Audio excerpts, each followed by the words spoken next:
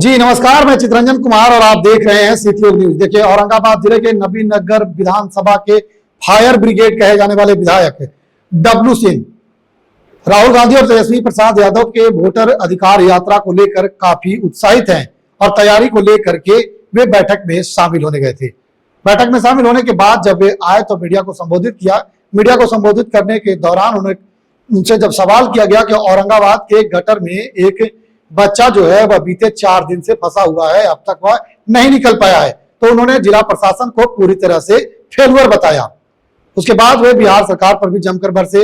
SIR के मुद्दे को लेकर भी उन्होंने अपना पक्ष रखा। आइए क्या कुछ विधायक जो नबीनगर के हैं डब्लू सिंह वह बता रहे हैं, वह सुनते हैं। यात्रा को लेकर के क्या तैयारी है? अभी तो हम लोग कोऑर्डिनेशन अपना राष्ट्रीय जनता दल का आज बैठक था। अभय जी सांसद औरंगाबाद, हम लोग सभी जिला अध्यक्ष सभी लोग बैठ के हम लोगों ने डिस्कस किया है। ये फाइनल अभी हम लोग को प्रोग्राम मिल चुका है कि 17 तारीख को दोनों प्रतिपक्ष के नेता, हिंदुस्तान के प्रतिपक्ष के नेता और बिहार के प्रतिपक्ष के नेता, दोनों एक साथ, दोनों नौजवान हम लोग औरंगाबाद के धरती पे आएंगे। उनका भव्य स्वागत हम लोगों को करना है। क्या कुछ उद्देश्य है इस यात्रा का? देखिए, एसआईआर के खिलाफ में पब्लिक को जागरूक करने के लिए, और अब नेता आएंगे तो बताएंगे कि कैसे हम लोगों को आगे इस लड़ाई को लड़ना है। क्योंकि देखिए, ये आने वाले भविष्य के ऊपर में सवालिया निशान लग रहा है। किसी को वोटिंग राइट्स कैसे आप छीन सकते हैं? फिर कल के डेट में तो आप सब कुछ छीन लीजिएगा ना। आज वोटिंग राइट चला जाएगा तो फिर कल के डेट में आप ये कैसे साबित कीजिएगा कि आप हिंदुस्तान के नागरिक हैं? अभी तक तो एक भी हमको बताइए, चुनाव आयोग हो, भारत सरकार हो, इस एसआईआर में एक भी बांग्लादेशी, एक भी नेपाली का नाम बताएं, नहीं बता पाया। कोर्ट तक में नहीं बता पाए, सुप्रीम कोर्ट तक में नहीं बता पा रहे हैं। जो भाजपा एक डर दिखाती थी, तो भाई डर वो नहीं है कि बांग्लादेशी है, डर ये है कि महागठबंधन का वोट बहुत ज़्यादा बढ़ा हुआ है। औरंगाबाद में एक अधिवक्ता इस कार्य में लगे हुए थे कि उनका जो है वह डॉक्यूमेंट नहीं लिया गया है अब तक, और 3 दिन से वो कोर्ट छोड़ करके और लगातार चक्कर काट रहे हैं बीएलओ का। तो अब तो स्थिति यही है, छपी है, स्थिति यही है। अधिवक्ता हों, डॉक्टर्स हों, बहुत का है।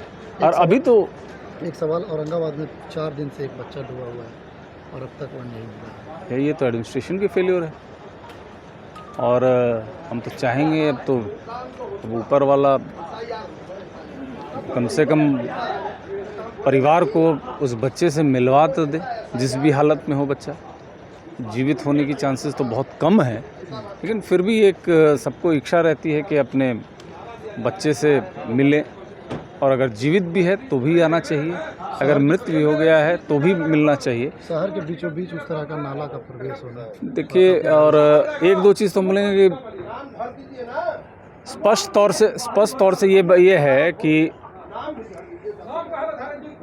जिस तरीके से एडमिनिस्ट्रेशन को इसमें काम करना चाहिए था, उस तरीके से काम एडमिनिस्ट्रेशन नहीं कर पा रही है। ठीक है, 2 दिन के बाद एसडीआरएफ आती है, एनडीआरएफ की टीम आती है, और एक नाला से बच्चे को नहीं निकाल पा रहा है, तो ये तो बड़ा शॉकिंग है।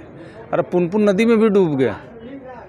मेरे क्षेत्र में 2 लोग, एक बच्चा डूबा, एक बुजुर्ग डूबे हैं। बुजुर्ग का अभी तक डेड बॉडी नहीं मिला है, 7 दिन 8 दिन होने जा रहा है।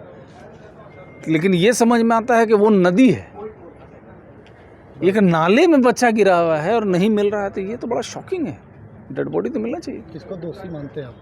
कंप्लीट जिला एडमिनिस्ट्रेशन का ये फॉल्ट है। ये ओपन नाला कैसे था, उसको कवर होना चाहिए।